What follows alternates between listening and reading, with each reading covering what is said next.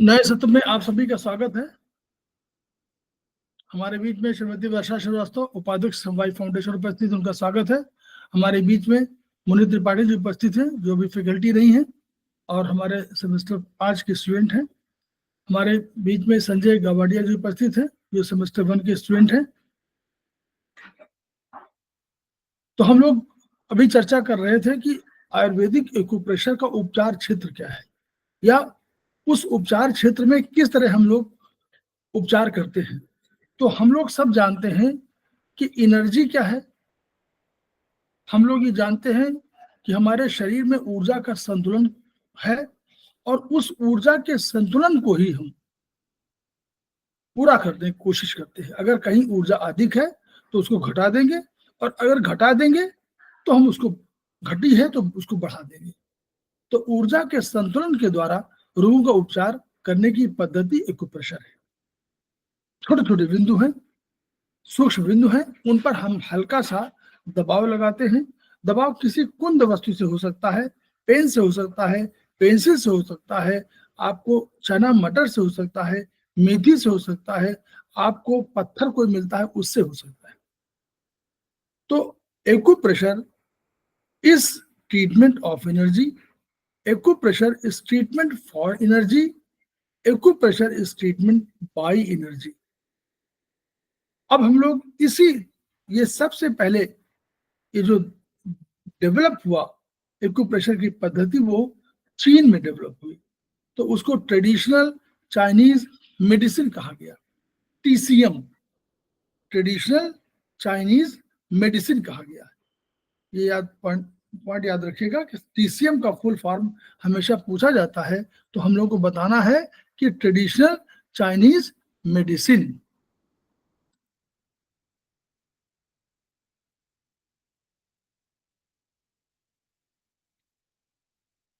Share हो रहा है?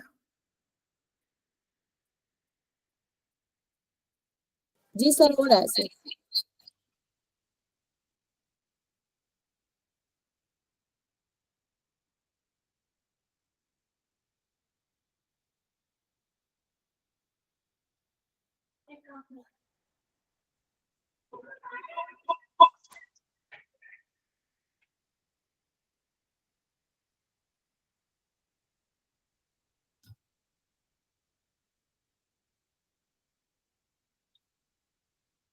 हो रहा है ना शेयर?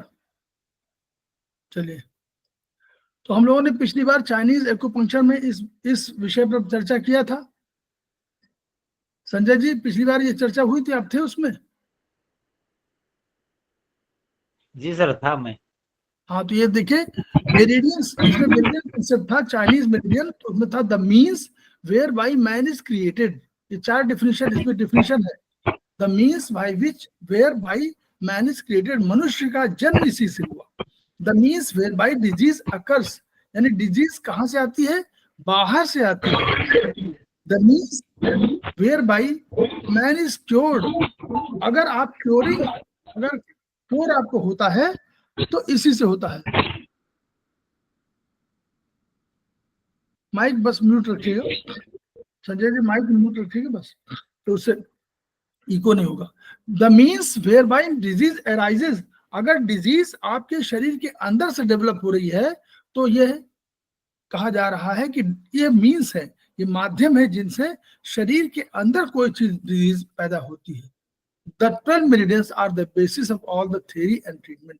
जो 12 मेरिडियंस का कंसेप्ट है, ऐसा नहीं कि केवल 12 मेरिडियंस है, लेकिन इन 12 मेरिडियंस के माध्यम से हम लोग उपचार की इस पद्धति को डेवलप कर पाए, और उन्होंने, चाइनीज ने डेवलप किया। तो 12 और मेरिडियंस हैं, लेकिन इन्हीं 12 मेरिडियंस के माध्यम से अपने उपचार को उन्होंने पूरा किया। अब देखिए,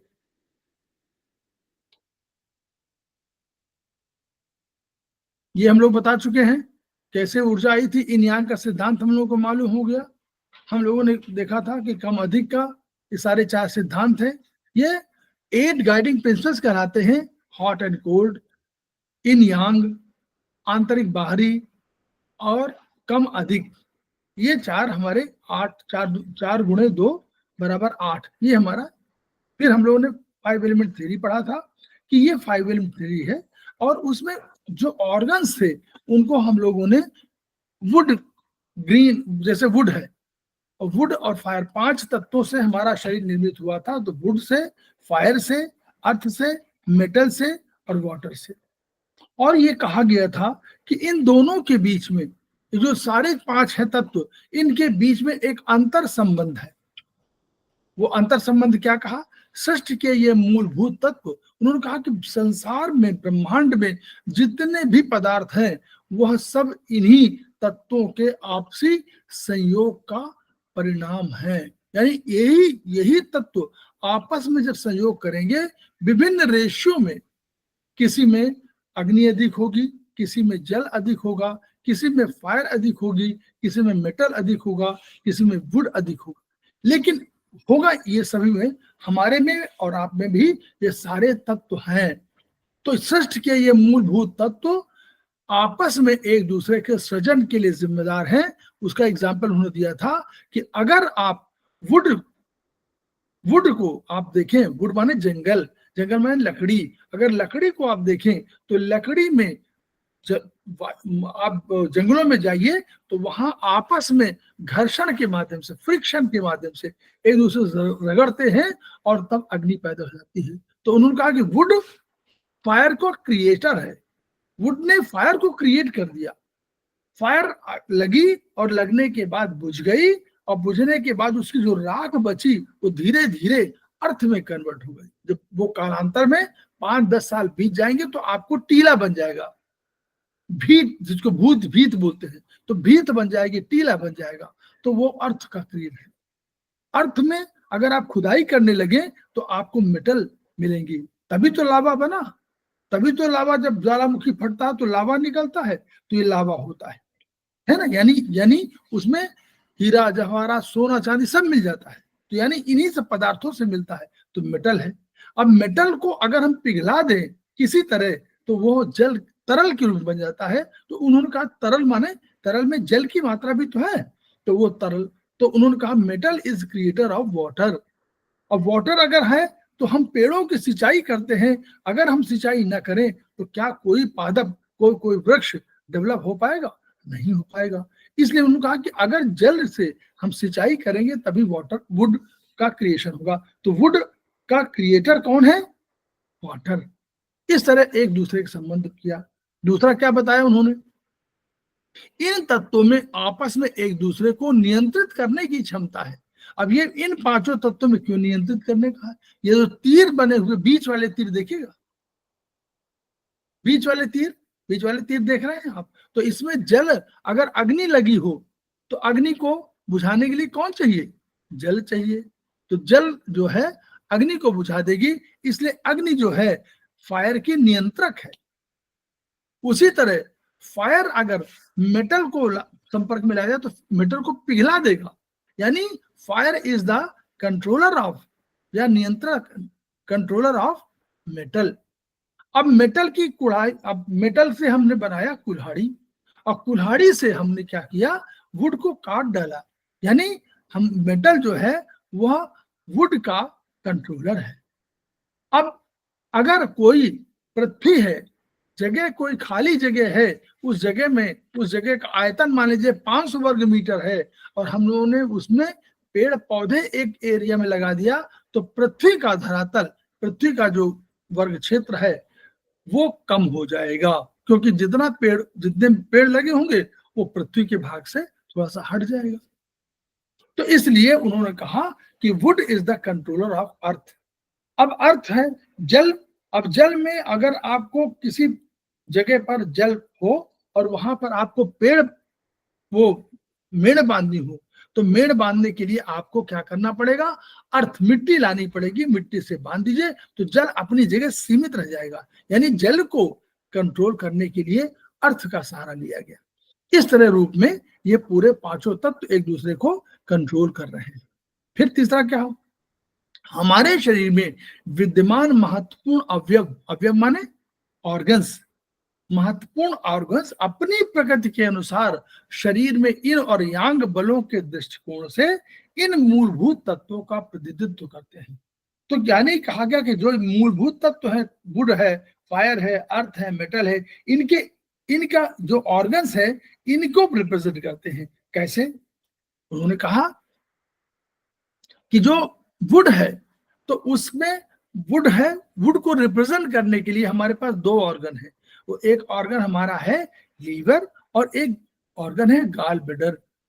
तो गाल ब्लैडर उन्होंने ये पहले कह दिया था कि वो ऑर्गन जो लगातार काम करता है वो इन है, और इनको उन्होंने कहा था कि इन जो अंतःस्थल में डूबा हुआ अंदर है वो इन है। तो इसलिए आप लोग देखा होगा आपने कि इन माने लीवर माने जो लगातार काम करता है वो इन है।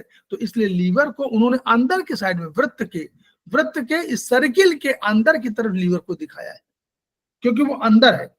और लीवर और गॉल ब्लैडर दोनों का काम एक तरह का है कि लीवर क्या करता है, लीवर आपको बाइल जूस का निर्माण करता है और बाइल जूस को संग्रहित करने का काम गॉल ब्लैडर का है। तो दोनों का काम एक तरह है। और लीवर के ही निचले हिस्से में आपको गॉल ब्लैडर होता है। अब इसका मतलब क्या हुआ कि लीवर और गॉल ब्लैडर दोनों एक दूसरे के हस्बैंड वाइफ के रिलेशनशिप में इन और यांग।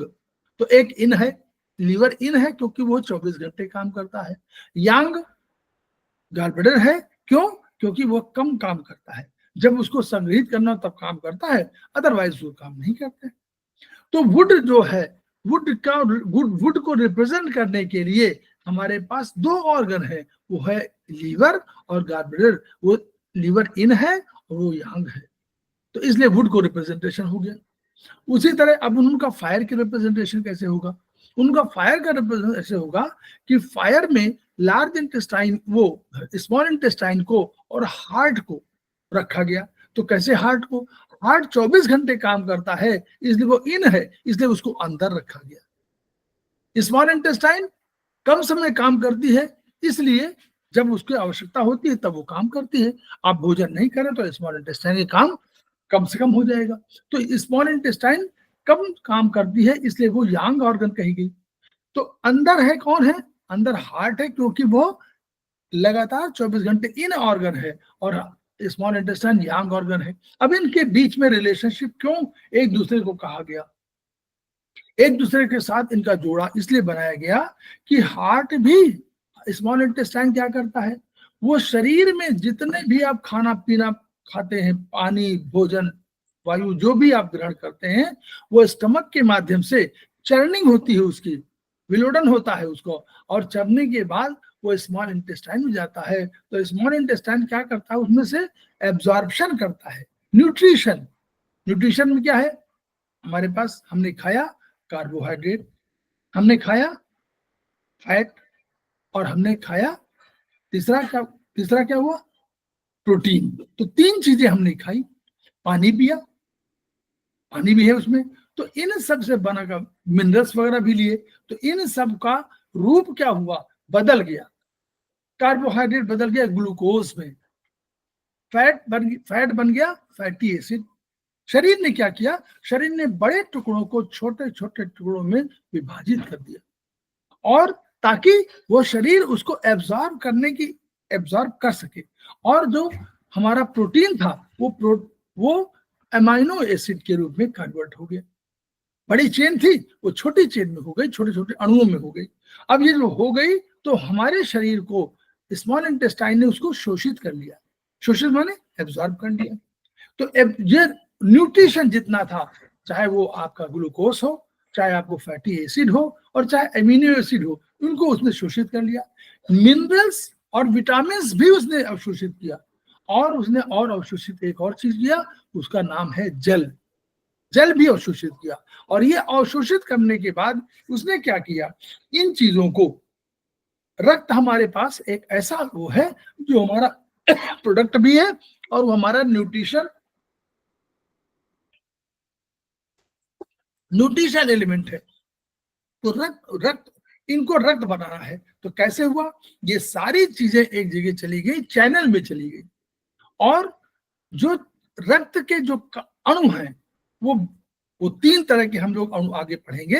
हम लोग तीन तरह के, एक हम लोग वैसे भी बोले सफेद कण होते हैं, एक लाल कण होते हैं, और एक प्लेटलेट कहलाते हैं। तो लाल कणों का काम जो है, उसको लाल रंग उन्हीं की वजह से मिला हुआ, उसमें हीमोग्लोबिन होती है जो ऑक्सीजन ले जाती है, इसलिए उनको लाल रक्त कण कहते हैं। WBC सुरक्षा के लिए होते हैं, क्योंकि हमको सुरक्षा भी तो चाहिए, तो सुरक्षा के लिए होते हैं। और प्लेटलेट क्या करते हैं, वो आपके जो रक्त है उसको बाहर जाने से रोकते हैं, और प्लस थोड़ा सा डिफेंस का काम भी करते हैं, सुरक्षा काम भी करते हैं। तो ये तीनों बोन मैरो बनते हैं। ये बोन मैरो बने, और बनने के बाद क्या हुआ, ये आकर चैनल में आ गए, इधर से मिनरल्स, विटामिन और जल और ये सारी चीजें मिल गई, ये सब मिल करके इन्होंने रक्त बना दिया। चैनल में रक्त बनता है, तो रक्त कहीं और नहीं बनता बल्कि चैनल में बनता है। चैनल माने नलियां, नलियां है उनमें बनता है। अब तो यानी स्मॉल इंटेस्टाइन काम क्या है, अल्टीमेटली वो रक्त बनाने में सहयोग कर रहा है, रक्त बनाने में सहयोग कर रहा है। इसलिए उसका काम जो है, उसका काम क्या है, स्मॉल इंटेस्टाइन काम रक्त बनाने में, निर्माण में सहयोग कर रहा, मेन कंट्रीब्यूशन उसका है। अब हार्ट को क्या किया, भाई रक्त मिल तो गया, हमारा भंडारण हो गया, एक जगह हमने जान लिया। अब हमको क्या, ये रक्त में क्या है, न्यूट्रिशन है, क्या है, कार्बोहाइड्रेट, हमारा क्या है, ग्लूकोज है, हमारा फैटी एसिड है, और हमारा उसमें अमीनो एसिड है। तो तीनों चीजें हैं, प्लस विटामिन है, प्लस मिनरल्स है, प्लस जल है, इतनी चीजें हैं। और उसमें आरबीसी है, WBC है, प्लेटलेट है, और आरबीसी WBC में क्या है, न्यूट्रिशन, ऑक्सीजन भी है। अब इस चीजों को, इस रक्त को पहुंचाना कहां पर है, हर सेल में पहुंचाना है। अभी हम लोग पढ़ेंगे कि सेल हमारा स्ट्रक्चरल और फंक्शनल इकाई है, सबसे छोटी यूनिट है। अब इसने क्या किया, ये रक्त कौन पहुंचाए, हर सेल में कौन पहुंचाए, ग्राहक हमारे सेल है। सेल अलग अलग जगह बैठे हुए हैं, कोई पैर में है, कोई पैर की तरफ है, कोई मतलब पूरे 5 फीट आपकी अगर लंबाई है तो 5 फीट में आगे पीछे दाएं बाएं सब जगह फैले हुए हैं सेल। तो इन सेलों में ये सेल हमारे ग्राहक है, और हमारा माल क्या बना हुआ है, हमारा प्रोडक्ट बना हुआ माल जो बना हमारा, जैसे हम लोग बनियान, साबुन, तेल, खंगी सब देखते हैं कि बनता है, इनके ग्राहक तो हम है ना। अगर हम नहीं हैं तो हम कौन खरीदेगा इसको, साबुन को खरीदे कौन, ग्राहक।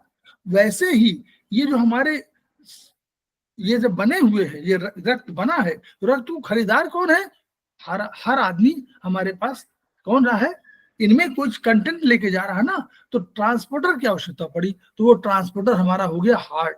हार्ट ने कहा कि हमारे पास सब सिस्टम है, हमारे पास चैनल है, हमारे पास पंपिंग स्टेशन है, हम पंप करेंगे, हम उसमें लेके जाएंगे, हीमोग्लोबिन को लेके जाएंगे, और हर जगह आपका, हर सेल में आपको हर चीज पहुंचा देंगे।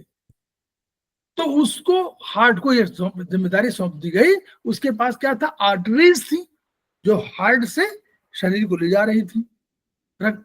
फिर उसके पास वेनस सिस्टम था, उसने कहा यही नहीं कार्य करेंगे, जहां हम पहुंचाएंगे वहां जो खराब माल होगा, जो खराब चीजें होंगी, उसको वापस ले आएंगे हार्ट में।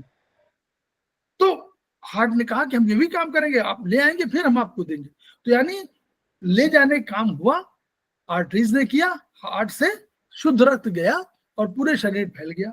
जो अशुद्धियां थी, जैसे ऑक्सीजन गई तो कार्बन डाइऑक्साइड को देना था, तो कार्बन डाइऑक्साइड को लिया, और वेस्ट और प्रोडक्ट जो हुए उसको लिया, और लाने के बाद फिर उसको वेनस सिस्टम से, वेन्स जो हल्की नीली रंग होती है, वेन सिस्टम से उसको हार्ट में ला दिया।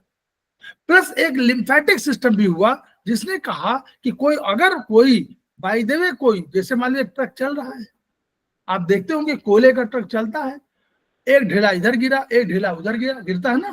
तो वैसे ही अगर कोई सेल, कोई चैनल जा रहा है, चैनल आर्टरीज में, तो आर्टरीज से जब वेन्स से लौटने आया, तो कुछ वेन्स से या आर्टरीज से कोई चीज गई नहीं, किसी नीचे गिर गई, तो इस गिरे हुए पदार्थ को निकालने का काम, ले आने का काम चैनल किसका है, इस लिम्फेटिक चैनल है। तो वो उनको, एक तो जहां पर न्यूट्रिशन पहुंच नहीं पाया वहां उसने काम कर दिया, वहां चला गया, पहुंचा दिया, और जहां कोई सामान गिर गया उस सामान को ला करके फिर हार्ट तक पहुंचा दिया। तो वो एक और सिस्टम है जो वेन्स का सिस्टम, वो आर्टरीज के साथ जुड़ा नहीं है, वो वेन सिस्टम के साथ जुड़ा हुआ है। नीचे से लाने का मतलब शरीर से हार्ट की ओर ले जाने का काम चैनल करता है। तो इसलिए हार्ट और स्मॉल इंटेस्टाइन को एक ग्रुप में रखा गया कि दोनों हस्बैंड वाइफ कोई रिलेशनशिप का ये युग्म, दोनों पेयर हैं। दूसरा हार्ट में दो एनर्जी पाई गई, वो फायर में दो एनर्जी पाई गई, एक हीट और एक हॉटनेस। तो हीट के लिए तो स्मॉल इंटेस्टाइन और हार्ट का कंसेप्ट था, और जो हॉटनेस कंसेप्ट में उसमें ट्रिपल वार्मर और पेरिकार्डियम था। पेरिकार्डियम हार्ट के ऊपर कवरिंग है, तो वो चूंकि इन ऑर्गन है, हार्ट के साथ जुड़ा हुआ है, इन ऑर्गन है, उसको अंदर की ओर रखा गया और ट्रिपल वार्मर को बाहर की तरफ रखा गया। ट्रिपल वार्मर कोई ऑर्गन नहीं है, ध्यान दीजिएगा, ट्रिपल वार्मर कोई ऑर्गन नहीं है, but this is a concept. ये कंसेप्ट कैसे है? ये ट्रिपल वार्मर को चाइनीज वैज्ञानिकों ने कहा, चाइनीज दार्शनिकों ने कहा कि यह ट्रिपल वार्मर हमारे शरीर में तीन तरह से, तीन बर्नर के रूप में यूज करते हैं। वार्मर है, बर्नर है। कैसे बर्नर है? एक हमारा बर्नर ऊपर का है, सर का है, जो चेस्ट तक आया, उसके बाद नीचे गया और नाभि तक गया, ये दूसरा बर्नर है। और तीसरा बर्नर हमारा लोअर, नाभि के नीचे तीसरा बर्नर है। और तीनों बर्नर, तीनों वार्मर, वार्मर माने गर्म करने वाले, तीनों के संयोग से, तीनों के बैलेंसिंग से हमारे शरीर का टेम्परेचर नियंत्रित होता है। और इस टेम्परेचर का नाम दिया, टेम्परेचर का जो हम लोग मॉडर्न साइंस में पढ़ते हैं कि इस टेम्परेचर को हम लोगों ने कहा 98.4 डिग्री फ़ारेनहाइट। तो ये जो बना हुआ है टेम्परेचर, ये ट्रिपल वार्मर की वजह से है। तो अगर ये टेम्परेचर कम होता है या अधिक होता है, नॉर्मल की बात कर रहे हैं, बुखार उखार नहीं, नॉर्मल टेम्परेचर में अगर आपका ये 98.4 से कम ज्यादा होता है तो ट्रिपल वार्मर कहीं ना कहीं जिम्मेदार है।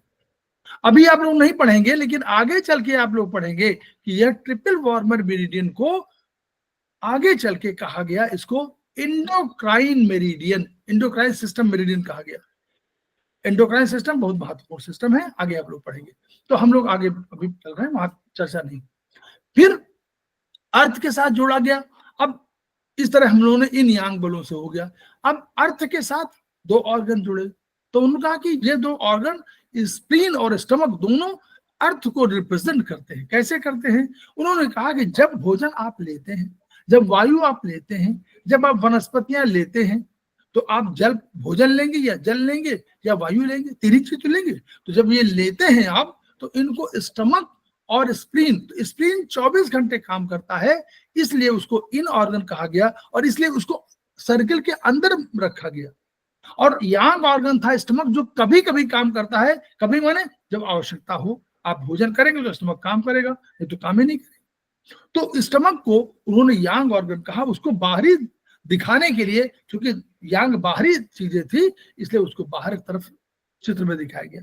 अब दोनों काम कैसे है? दोनों मिल करके ऊर्जा बनाते हैं। जो पहली ऊर्जा है, जिसको हम लोग पार्थिव ऊर्जा कह सकते हैं, वो ऊर्जा बनाने का काम हमारा स्टमक और स्प्लीन का है। चाइनीज दार्शनिकों ने, जैसे हम लोगों ने पहले कहा था कि जो प्रारब्ध वाली ऊर्जा है, जो प्रारब्ध की शक्ति है, जो हमारे पूर्व जन्म की शक्ति है, जो हमारे माता पिता से विरासत में मिली शक्ति है, जो हमारे ईश्वर प्रदत्त ऊर्जा है, उस ऊर्जा को उन्होंने प्रीनेटल या प्री हेवन कहा। प्रीनेटल यानी प्री हेवन कहा, ये जन्म के पहले है, तो ये प्रीनेटल कहा, ये और प्री हेवन कह दिया। तो ये ऊर्जा किडनी में उन्होंने संग्रहित करने कहा। तो किडनी हमारी मूलभूत यानी प्रीनेटल ऊर्जा की शोध किडनी है। लेकिन जब हम जन्म ले लेते हैं, तो उस समय भोजन, पानी, जल, इन सब के, वायु, इन सब को ऊर्जा बनाने का काम करती है ये स्प्लीन और स्टमक। इसलिए इसको पार्थिव ऊर्जा बनाने का दायित्व सौंपा गया है, पार्थिव। इसलिए इसको पोस्ट नेटल एनर्जी का सोर्स कहा गया है। क्या नोट कर लीजिएगा, पोस्ट नेटल एनर्जी यानी जन्म के पश्चात जो एनर्जी है, उसका नियंत्रक कौन है? स्टमक और स्प्लीन। तो इसलिए दोनों का काम एक तरह का है, दोनों एक दूसरे के साथ जुड़े हुए हैं, और दोनों जो अच्छी ऊर्जा हुई वो ऊपर चली गई और उससे उसने आगे बढ़ाया, लंग्स में रक्त वगैरह बनाया, और जो स्टमक है, जो आपका वेस्ट मटेरियल है, वो नीचे की तरफ आगे प्रवाहित कर दिया, तो वो स्टमक है।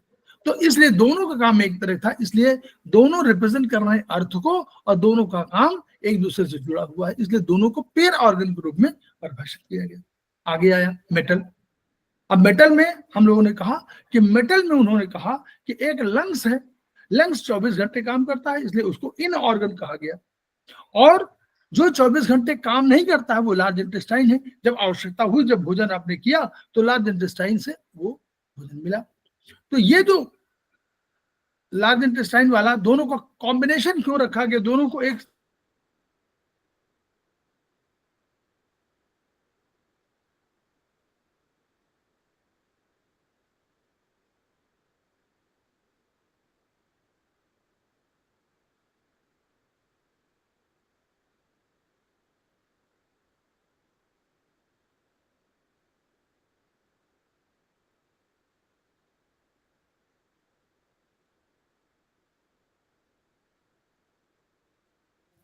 सर आवाज नहीं आ रही है। सर आवाज नहीं आ रही है।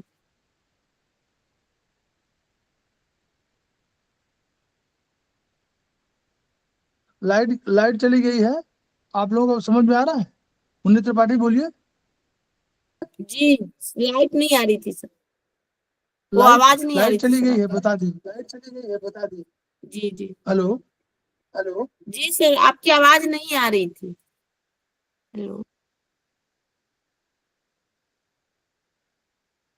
लाइट चली गई है, लाइट। 2 मिनट का विश्राम चाहिए, 2 मिनट में आ जाएगी अभी।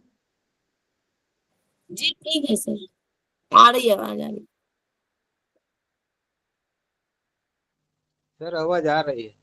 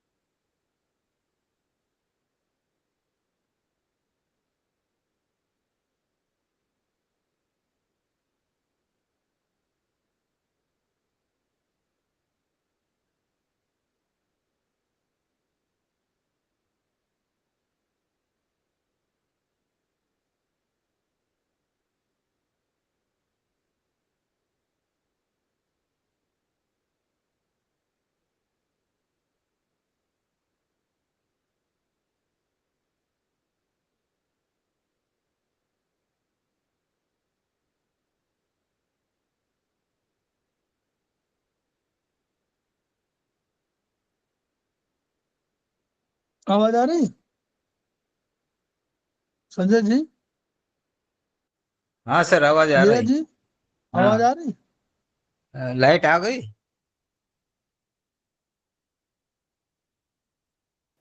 जी आवाज सर आ आ रही रही है है? आवाज। जी सर आ रही। जी सर आवाज आ आवाज रही है आ रही मुन्नी है। त्रिपाठी?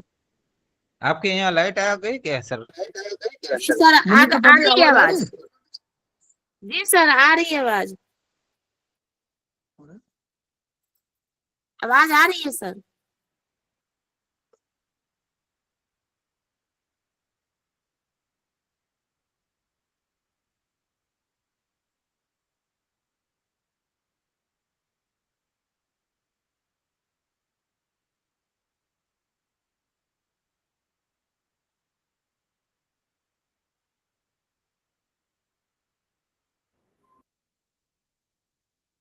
आवाज आ रही है? आ रही है, आ रही आवाज आ रही है? सर। जी सर आ रही है आवाज। हाँ। तो ये जो 5 तत्व थे, तो इस अब लार्ज इंटेस्टाइन को कैसे रखा गया? लार्ज इंटेस्टाइन का काम क्या है? जो लंग्स का काम क्या है? लंग्स का काम क्या है कि जब आप ऊपर से, यानी हेवन से कोई आप लेते हैं ऊर्जा, वो ऊर्जा कौन सी है?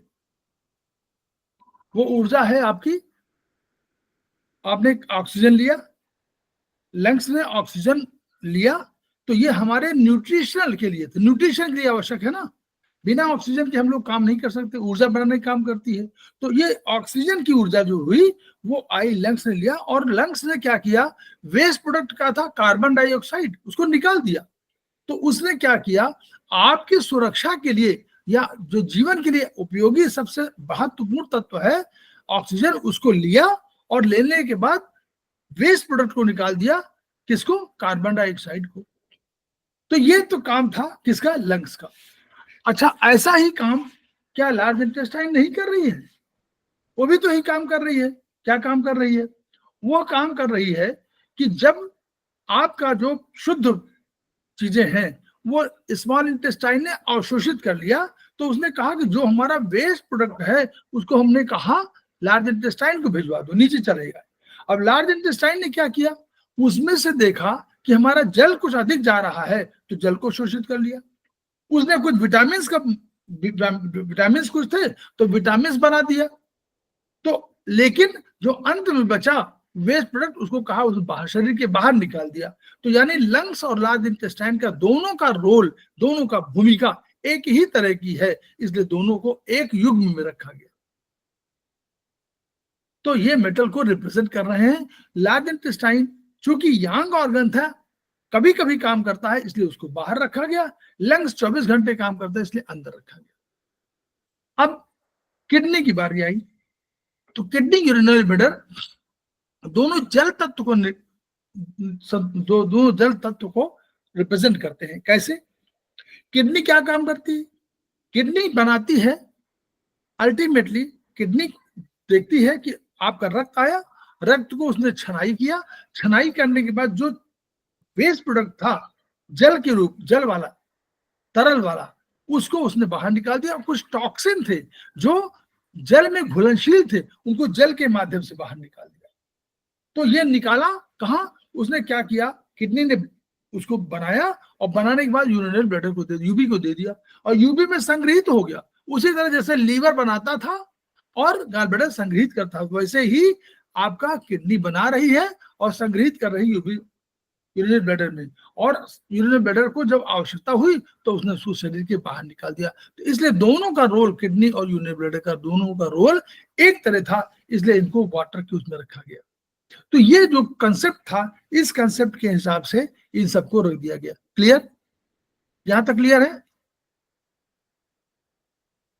तो ये फिर क्या, पंच तत्व सिद्धांत के अनुसार इन और यांग के दृष्टिकोण से एक तत्व के प्रतिनिधि इन और यांग आपस में भी ऊर्जा का आदान प्रदान करते हैं। इस सिद्धांत का अर्थ यह हुआ, इस पॉइंट का, कि ये जो इन और यांग है, वुड के इन और लीवर और गॉल ब्लैडर है, तो ये आपस में, चूंकि एक परिवार के सदस्य हैं, एक फैमिली के अंग हैं, इसलिए लीवर में ऊर्जा कभी अधिक हो गई तो वो गॉल ब्लैडर को दे देगा। उसी तरह हार्ट में अधिक हुई तो स्मॉल इंटेस्टाइन को दे दिया गया। तो यानी आपस में भी ऊर्जा का एक्सचेंज करते हैं, जैसे उसी तरह करते हैं जैसे घर परिवार में हम लोग, क्या होता है, घर परिवार में हस्बैंड वाइफ के बीच में पैसे का लेन देन हो तो कभी पैसा हस्बैंड ने वाइफ को दे दिया, कभी वाइफ ने हस्बैंड को दे दिया। तो वैसे ही यहाँ भी ऊर्जा का विनिमय होता है, एक्सचेंज होता है, वो एक्सचेंज उसी तरह का है। तो वो पॉइंट है। फिर क्या हुआ, सूर्य की किरणों में विद्यमान विभिन्न रंगों के आधार पर भी इन 5 मूलभूत तत्वों की ऊर्जा को संतुलित किया जा सकता है। अब क्यों? अब देखिए, इन सब के साथ, पांचों तत्वों के साथ एक एक उनकी एनर्जी सिस्टम, एनर्जी रखी गई। अब एनर्जी तो हम लोग तो एनर्जी के ट्रीट कर रहे हैं, उन्होंने एनर्जी क्या है, तो वुड की, उन्होंने कहा कि वुड की एनर्जी क्या है, उन्होंने कहा वुड की एनर्जी आपको, ग्रीन तो उसका कलर है, लेकिन उसकी एनर्जी क्या है, बोलिए Muni Tripathi? Black sir. Wood की एनर्जी ब्लैक है ना सर, येलो।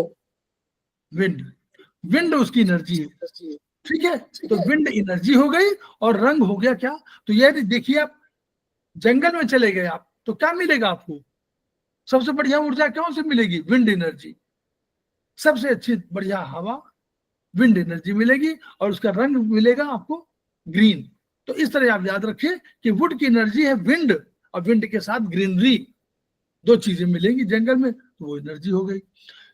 अब फायर की एनर्जी क्या थी? तो फायर की एनर्जी दो तरह, दो अवधारणाएं हुई, दो है ना, दो, हीट और हॉटनेस। तो हीट का तो लाल हुआ, लाल उन्होंने कहा लाल जो है वो फायर का है, जो हार्ट और स्मॉल इंटेस्टाइन का कलर है, उसमें एनर्जी और रंग। और जो ट्रिपल वार्मर और गार्बनर, इन वो ट्रिपल वार्मर और पेरिकार्डियम का था, इनको कहा कि ये और हॉटनेस था, तो हीट से हॉटनेस, तो हॉटनेस में हीट और हॉटनेस दो एनर्जी थी। तो एक तो हीट के लिए रेड हो गया कलर और उसके लिए ऑरेंज कलर हो गया, क्लियर, ऑरेंज, ऑरेंज कलर। फिर अर्थ, तो अर्थ में उन्होंने कहा कि अर्थ क्या है? तो अर्थ को उन्होंने कहा कि येलोइश कलर है। क्यों येलोइश कलर? क्यों? क्योंकि उन्होंने कहा कि देखिए आप हल्के हल्के देखिए, पृथ्वी का कलर हल्के से पिरोड़ मिट्टी जैसे होती है, नहीं, मुल्तानी मिट्टी होती है, उसमें हल्का से येलोइश होता है, तो वैसे ही येलोइश हो गई। और उसके ह्यूमिडिटी, जब बारिश होती है तो आप देखिए सौंधी सौंधी ह्यूमिडिटी, ह्यूमिडिटी बढ़ जाती है ना, सुगंध बढ़ी लेकिन ह्यूमिडिटी हो जाती है, अब कहते हैं बड़ी ह्यूमिडिटी है, ह्यूमिडिटी बढ़ गई तो पसीना खूब आने लगता है। तो वो जो ह्यूमिडिटी है वो अर्थ में, अर्थ साथ जोड़ दी गई, तो ह्यूमिडिटी इसका एनर्जी हो गई और कलर हो गया येलो। मेटल में क्या? मेटल सूखा होता है, ड्राई होता है, तो ड्राइनेस उसकी एनर्जी है। जितना मेटल, मेटल जितनी ड्राइनेस होगी उतना ही वो मतलब वो भारी होगा, तो उसकी वो जल तत्व कम होगा, इसलिए वो ड्राई होगा। तो ड्राइनेस इसकी एनर्जी है। और इसका कलर आप देखिएगा हमेशा तो अधिकांशतः आपको ब्राउनिश मिलेगा, ठीक। और किडनी, उसके लिए ये वाला जो है वाटर का, इसके साथ इसका ब्लू और ब्लैक दोनों माना गया। तो ब्लू ब्लैक माना गया कलर, और इसकी एनर्जी मानी गई कोल्डनेस, इसकी एनर्जी थी ठंडापन। तो इस एनर्जी के हिसाब से उन्होंने ये पांचों कहा कि सूर्य के किरणों में विद्यमान विभिन्न रंगों के आधार पर इन मूलभूत, तो अब इनका चूंकि हम लोग रंग जान लिया, हम लोग जानते हैं कैसे एक दूसरे को सर्जक है, कैसे हम लोग जाना कि नियंत्रक है, तो हम लोग इन कलर्स का प्रयोग करके नियंत्रित कर सकते हैं। इन मूलभूत पांच तत्वों की अपनी ऊर्जाएं हैं और इन ऊर्जाओं के आधार पर शरीर के ऊर्जा एनर्जी कॉन्स्टिट्यूशन का निर्माण होता है।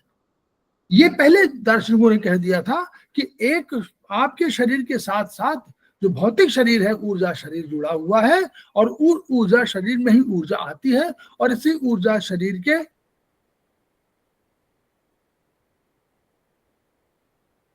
इससे लाइट चली गई क्या?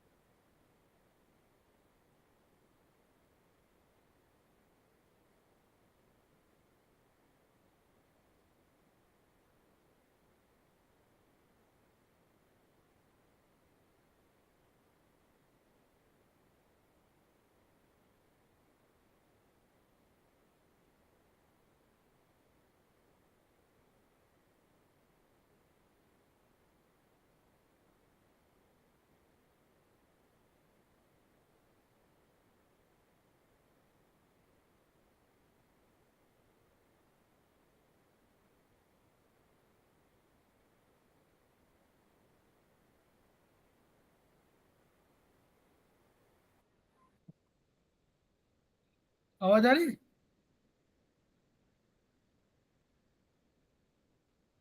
वर्षा, आवाज आ रही? जी सर आ रही है, अब आ रही है। अब देखिए, एक इसको चार्ट समझ लीजिए पहले। ये 5 एलिमेंट चार्ट है, बहुत इंपॉर्टेंट है। ये हर किताब में मिलेगा, टिटाइज 1 में भी मिलेगा।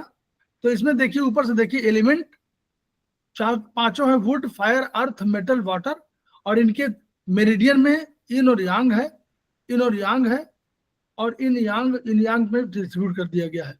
इसके ऑर्गन में गॉल ब्लैडर देखिए, वुड के साथ यांग ऑर्गन गॉल ब्लैडर, इन ऑर्गन लीवर। फायर में 2 है, एक इन यांग तो हार्ट है और स्मॉल इंटेस्टाइन, और दूसरा है आपका पेरिकार्डियम और ट्रिपल वार्मर, इन यांग। फिर अर्थ में यांग है स्टमक और इन है स्प्लीन। मेटल में इन है लंग्स, यांग है लार्ज इंटेस्टाइन। वाटर में यांग है यूरिनरी ब्लैडर और किडनी, इन है। तो इसी तरह अब आप देखिए आगे एनर्जी सिस्टम। एनर्जी वही हम जो अभी बता चुके हैं हम लोग कि विंड एनर्जी है वुड की, फायर की है हीट और हॉटनेस, और अर्थ की ह्यूमिडिटी, और मेटल की ड्राइनेस, और वाटर की कोल्डनेस, वाटर की कोल्डनेस। अब सीजन देखिए, सीजन पूछा जाता है इसमें, ये प्रश्न आते हैं पहले वाले चैप्टर में, पहले वाले सेमेस्टर 1 में। तो ये उन्हीं के प्रश्नों के उत्तर वाले में। कैसे? स्प्रिंग सबसे अच्छी, आप पहले बताइए, सबसे अच्छी हवा किस सीजन में मानी जाती है? नॉर्मली बताइएगा। आप लोगों को जो समझ में आता बोलिए। सबसे अच्छी हवा बसंत ऋतु स्प्रिंग में, हाँ? स्प्रिंग में, वसंत ऋतु। वसंत ऋतु, बस वसंत ऋतु को जोड़ दिया गया वुड के साथ, विंड, ठीक है, विंड एनर्जी। तो वहां पर हो गई आपका सीजन स्प्रिंग। हीट कब होगी? जब समर होगा। हॉटनेस कब होगी? जब समर होगा। ह्यूमिडिटी कब होगी? ये हम लोगों के अगर होता तो हम लोग कहते बारिश, लेकिन चाइनीज में बना था ना, तो उन्होंने लेट समर कह दिया इसको, समर के बाद लेट समर, ठीक है? या इसको ध्यान दीजिएगा, अगर हम लोग भारतवर्ष में बना होता ये, तो हम लोग इसको कह देते बारिश, अर्थ में बारिश, है ना? तो लेकिन ये वहां चाइनीज में है, इसलिए वो लेट समर कह दिया। मेटल शुष्कता कब होती है? बिल्कुल ड्राइनेस, इसी समय जो सीजन चल रहा है इसमें ड्राइनेस हो जाती है, ऑटम, पतझड़, पतझड़ में बड़ा सूखा सूखा सा हो जाता है, तो वो। और वाटर कब होगा? मतलब विंड, विंटर, कोल्डनेस, ठंडक कब आएगी? विंटर सीजन में आएगी, ठीक। प्लस प्लस एज के हिसाब से इन्होंने उसको डिस्ट्रीब्यूट किया। तो अब एज में आप इसको आगे बढ़ा लीजिएगा थोड़ा सा, 1 से 10, 11 से 20, 21, 30, मतलब 51 से 60 नहीं मत मानिए, जो भी आपका है आगे चल के मान लीजिए उसको, 51 से 60, 70, 80, 90 जो भी हो तो वो मानिए। तो अब इसको एज को उन्होंने इन्हीं पर, 6 एनर्जी थी तो 6 एनर्जी में 60 साल का उम्र हो गई। इस एज के पैटर्न पे हमको आगे चल के देखना होता है, तो इसलिए वो हम लोग उस पर ध्यान देंगे आगे चल के कि भाई ये एज क्यों उन्होंने लिया। अब देखिए लाइफ साइकिल, यहां से जुड़िएगा, लाइफ साइकिल कैसे है? एक्टिविटी 1 से 10 वर्ष के जब बच्चा होगा तो उसमें एक्टिविटी अधिक होगी, याद करिए, होगा ना? एक्टिविटी अधिक हो, अधिक एक्टिव होता है, आप जितना एक्टिव होते हैं उससे अधिक होता है। फिर 11 से 20 में क्या होगा? ग्रोथ। इस समय उसकी ग्रोथ होनी चाहिए। अगर ग्रोथ नहीं हो रही है, देखिए 1 से 10 में एक्टिविटी होनी चाहिए, एक्टिविटी एक्टिव नहीं है बच्चा तो किसी रोग की सूचना दे रहा है। 11 से 20 में ग्रोथ होनी चाहिए, नहीं हो रही है तो किसी रोग की सूचना दे रहा है। 21 से 30 में फुल ग्रोथ, पूर्ण यौवन, तो इस समय आ गया तो फुल ग्रोथ नहीं हो रही है तो ध्यान जाना चाहिए। 31 से 40 में अब क्षरण शुरू हुआ, सेल के हिसाब से, सेल भी बोल रहा है ना, ये तो दार्शनिकों ने कहा, अब मॉडर्न साइंस भी कह रही है कि हाँ क्षरण हो रहा है, सेल टूटते हैं तो अधिक, सेल टूटते हैं जन्म लेते हैं, सेल टूटते हैं जन्म लेते हैं, लेकिन सेल का टूटना कम हो और बनना अधिक हो तो ग्रोथ है, और अगर बनना कम हो, टूटना अधिक हो, तो नीचे की तरफ। तो 31 से 40 प्रॉस्पेरिटी के बाद 41 से 50 में फिर वो 31 40 तक प्रॉस्पेरिटी में जितने प्रॉस्पर हुआ सब, जितना फाइनल हो गया। अब उसके बाद बढ़ना नहीं है। 40 के बाद 41 से आपका एट्रॉफी शुरू होता है। एट्रॉफी माने सेल का अधिक डेड होते हैं सेल, और आपका मतलब जन्म कम लेते हैं और मरते अधिक, तो एट्रॉफी शुरू हो गई। और 51 साल आगे में ओल्ड एज शुरू हो जाती है। डायरेक्शन इन्होंने लिया ईस्ट एंड साउथ ईस्ट, ठीक है, ये वाला जो उनका था ईस्ट से, और दो दो करके लिया। फायर वाला पर समझ लीजिए कि ये इसलिए लिया क्योंकि फायर जो है वो सबसे अधिक ऊर्जावान शक्ति के रूप में मानी गई, अग्नि। तो अग्नि में इसलिए नॉर्मली किया गया कि जो वहां का राजा था वो दक्षिण दिशा में मुंह करके बैठता था, तो इसलिए उसको फायर का पॉइंट अधिक माना गया कि वो फायर का दिशा है, तो इसलिए साउथ को फायर की दिशा मान ली गई। उसके बगल में जो वो था उसको वुड मान लिया गया, ईस्ट और साउथ ईस्ट। और फिर अर्थ तो सेंटर में, नेचुरली सेंटर में है नीचे, और वेस्ट और नॉर्थ वेस्ट दो, और फिर वाटर वाला उसको नॉर्थ मान लिया गया।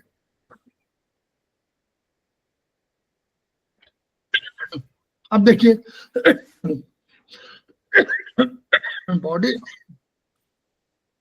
बॉडी कंपोनेंट्स और बॉडी पार्ट्स की बात आई, तो दम लीवर का संबंध मसल सिस्टम, तो क्यों लीवर और मसल सिस्टम, लीवर की वजह से ये जो मसल मूवमेंट वाले सिस्टम है ये लीवर पर डिपेंडेंट है, इसलिए मस्कुलर सिस्टम जो है, मसल सिस्टम है, वो लीवर से, वुड से जुड़ा हुआ है।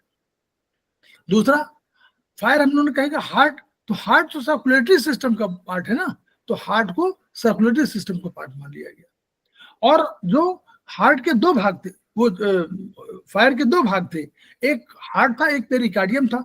तो पेरिकार्डियम और ट्रिपल वार्मर, जैसे कि हम लोग खुद कहा भी कि आगे चल के आप पढ़ेंगे कि पेरिकार्डियम और ट्रिपल वार्मर, ये दोनों, पेरिकार्डियम एनर्जी आपकी ब्रेन की एनर्जी के रूप में ये मानी जा रही है, तो और ट्रिपल वार्मर भी हमारा एंडोक्राइन सिस्टम से माना जा रहा है, जो दोनों ब्रेन का फंक्शनिंग करता है, नर्वस सिस्टम को इससे जोड़ा गया। फिर स्टमक को फ्लेश, जो आपका फ्लेश है, मांस है, तो क्योंकि मांस वाला हो रहा था तो मांस को उन्होंने फ्लेश सिस्टम को अर्थ के साथ जोड़ दिया। मेटल के साथ स्किन और बॉडी हेयर, स्किन सिस्टम को आगे चल के आपको पढ़ेंगे उनके दार्शनिक विचारों को कि स्किन मतलब स्किन का कंट्रोलर जो है वो लंग्स है, इसलिए स्किन और बॉडी हेयर का कंट्रोलर लंग्स है, तो मेटल सिस्टम से, मेटल से जोड़ा गया। और वाटर में बोन्स, वाटर सबसे लास्ट की एनर्जी थी किडनी की एनर्जी थी, और उसको बोन सबसे अंदर है, और hair on head bony structure से किडनी से प्रभावित है, इसलिए बोन्स और हेयर ऑन हेड को माना गया किडनी से।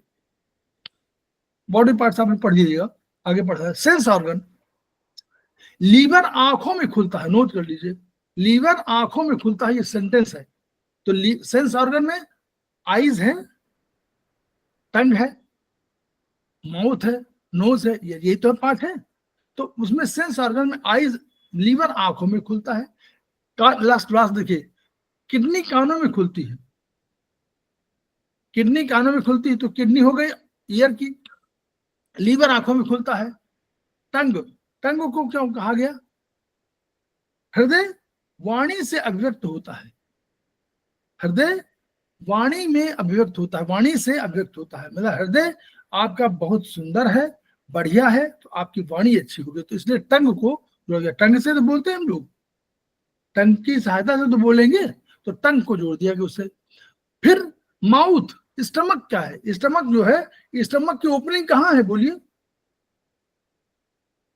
खाना यहां से खाते हैं मुंह से, तो मुंह से खाएंगे, तो इसलिए स्टमक की ओपनिंग माउथ है।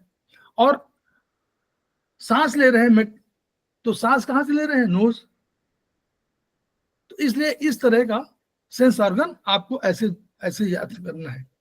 फिर इमोशन, अगर क्रोधी स्वभाव का व्यक्ति है तो लीवर गॉलब्लैडर का नेचर है, अगर आनंदित हो रहा है, जॉय है, तो वो फायर वाला हार्ट, और अगर हैप्पीनेस, आनंद हो रहा है, तो क्यों?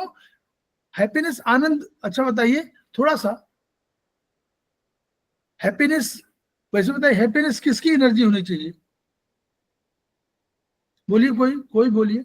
संजय जी बोले, मीरा जी बोले, जो लोग सुन रहे हैं वो बोले।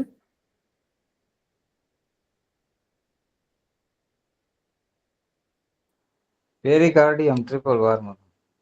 नहीं, क्यों? आनंद किसका किसका अंग है? आनंद कब आता है? जॉय तो माने, जॉय माने आनंद। जॉय माने कौन सा आनंद? एक नॉर्मल आनंद जो आप समझ रहे हैं। हैप्पीनेस क्या है? हैप्पीनेस और अधिक उत्कृष्ट चीज है ना, जो मन की है। तो मन माने जो बॉडी के अलावा सोल की हो सकती है, जो आपके मस्तिष्क की हो सकती है, इसलिए उसको हैप्पीनेस जोड़ा गया, क्योंकि पेरिकार्डियम नर्वस सिस्टम का है, तो नर्वस सिस्टम की है हैप्पीनेस। आनंद, प्लेजर नहीं है। जॉय के बाद जॉय और प्लेजर, और तब ये हैप्पीनेस। हैप्पीनेस माने आत्मिक आनंद जिसको बोलते हैं वो है, ठीक है। अगोनी, अगोनी थोड़ा दुख, दुख शुरू हुआ। क्यों? इस समय तक आप देखिएगा ये 31 से 40 का जो समय है वही एगोनी का शुरू हुआ। अब इसमें तमाम प्रॉब्लम्स, आपकी जो जीवन की प्रॉब्लम है वो शुरू हो गई, तो एगोनी शुरू हो गई। फिर 41 से 50 में तमाम और हो गए, सैडनेस शुरू हो गई, और अंत में मृत्यु का भय और आकस्मिकताओं का भय, बिना किसी भय का भय, बिना किसी कारण का भय। आप जा रहे हैं, आप सोचना विचारों का, विचार तब तक बढ़ते हुए तो विचारों का भय कि आप ये हो जाएगा, फिर ये हो जाएगा, फिर ये हो जाएगा, अब ये क्या होगा। ये जो अनिश्चितताओं का भय है, फियर माने केवल मृत्यु का भय नहीं है, फियर में सारी भय है, सब तरह के भय होंगे। क्यों? किडनी प्रभावित होने लगती है, इसलिए फियर। ठीक है, आगे आगे चले हम लोग। रीजन, अब देखिए लाइफ साइकिल जोड़िएगा। लाइफ एक्टिविटी जहां है वहीं पर रीजन ओरिजिनलिटी है। क्यों? बच्चा ओरिजिनल है। आपने कहा कि ये कौन है, उनका पापा ये वही है जो आप कह रहे थे कि बहुत आपको डांटते हैं, बोल देगा। उसको नहीं मालूम ना, वो तो सही बात बोल देगा, जो घर में सुनेगा वो बता देगा कि आ गए वही जो बहुत डांटते हैं हमको।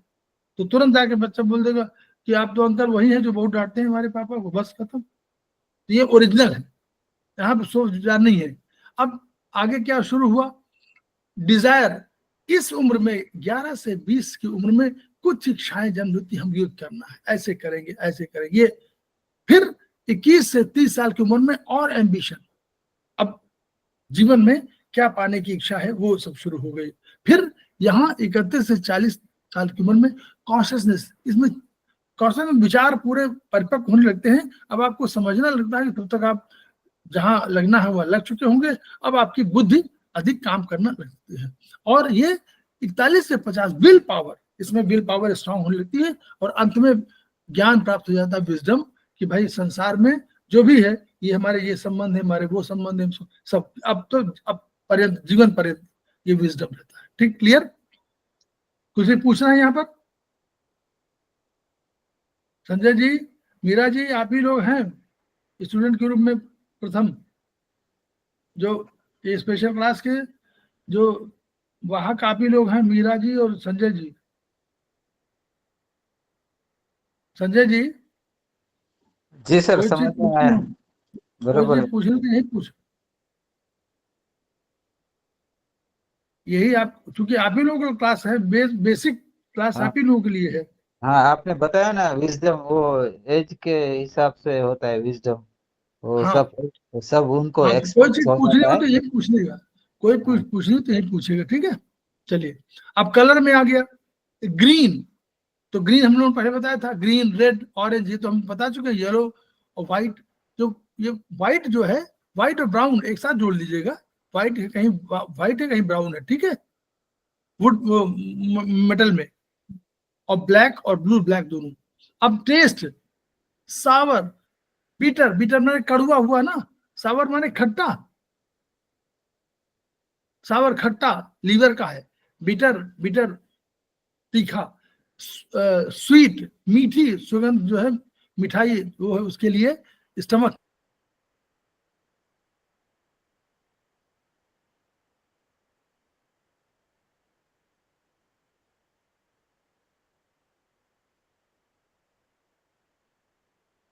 सर बीटर यानी क्या?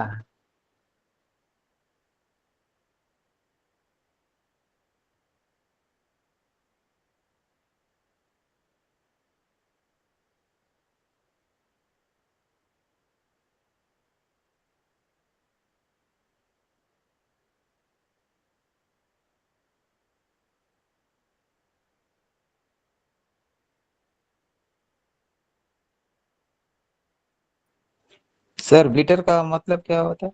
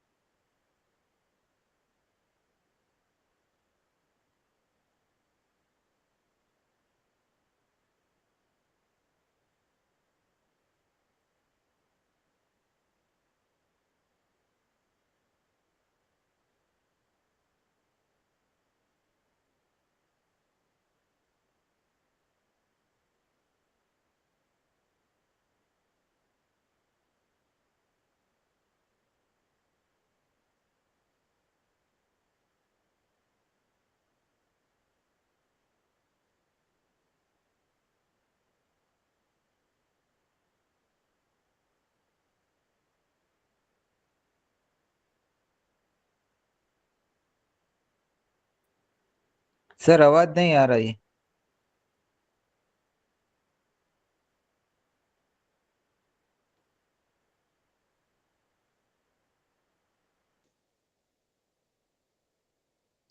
इससे आवाज आ रही है? मनोज त्रिपाठी, जी अभी आवाज आई। आ रही? जी आ हेलो, रही।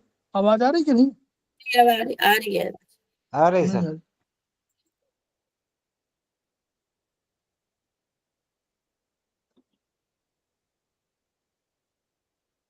आवाज आ रही कि नहीं से आवाज?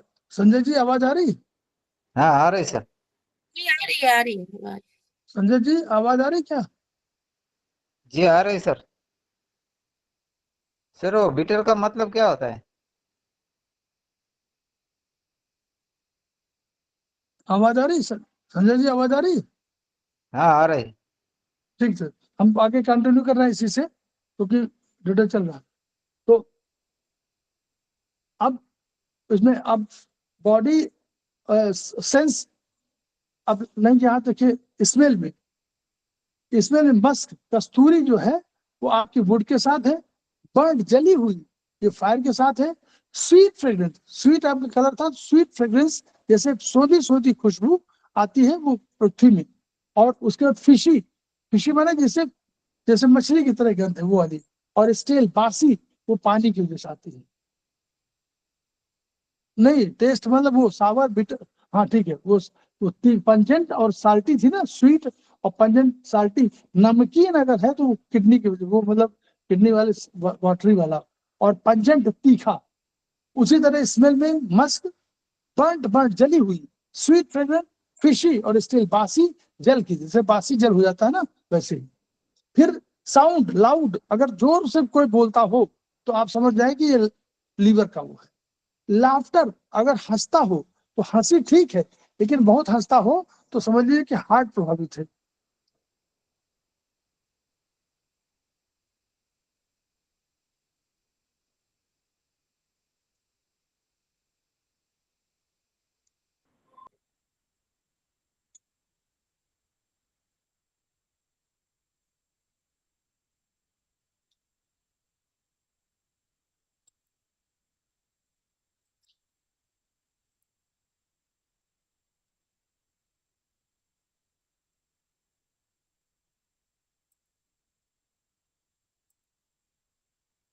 ठीक है, अब इसके बाद जो है आ गया, अब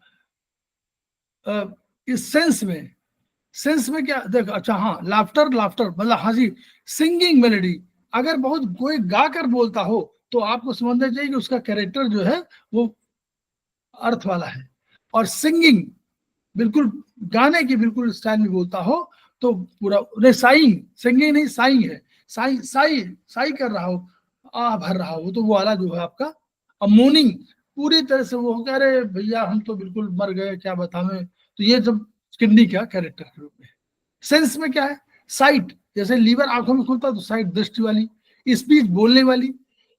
अब देखिए स्पीच और कॉन्शियसनेस को यहाँ रखा हुआ है किसके साथ, एक है पेरिकार्डियम के साथ और एक हार्ट के साथ। बोलते हैं जब आप तो अच्छा बोलते हैं तो हार्ट की वजह से, और अगर आप आपका मस्तिष्क बहुत बैलेंस है तो कॉन्शियसनेस आपको आती है। फिर माउथ से टेस्ट आता है ना, स्वाद लेते हैं उसी से, और सेंस ऑफ स्मेल, सूंघने की शक्ति जो है कौन देखता है, लंग्स वाला, और उसमें हियरिंग कानों में, किडनी कानों में खुलती है, पहले बताया हुआ है। बॉडी फ्लूइड्स में उन्होंने कह दिया टीयर्स, स्वेट स्वेट, जो आंसू है वो लीवर की वजह से, लीवर आंखों में खुलता है इसलिए टीयर्स, स्वेट स्वेट ये उन्होंने जोड़ दिया। सलाइवा, सलाइवा माउथ में है सलाइवा, म्यूकस नाक के कफ के रूप में कफ आता है ना कफ, और यूरिन किडनी की उसमें। फिर ओपनिंग देखिए, आई, टंग, टंग, माउथ, नोज, ये देखिए ओपनिंग हमेशा पता जाता है ओपनिंग, तो आई लीवर ओपनिंग, ये टंग, टंग हार्ट और उसकी, माउथ स्टमक की, और नोज और ईयर्स ये उसकी हो गई। फिर